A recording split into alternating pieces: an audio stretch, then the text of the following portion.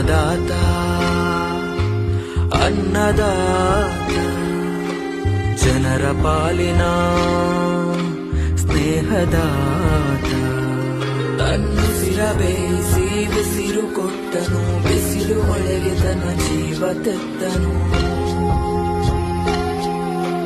ನೀರು ಇಲ್ಲದೆ ನೆರಳು ಇಲ್ಲದೆ ಬೆಳೆಗೆ ಕಾಯುತ್ತಾ ಸೂರು ಬಿಟ್ಟನು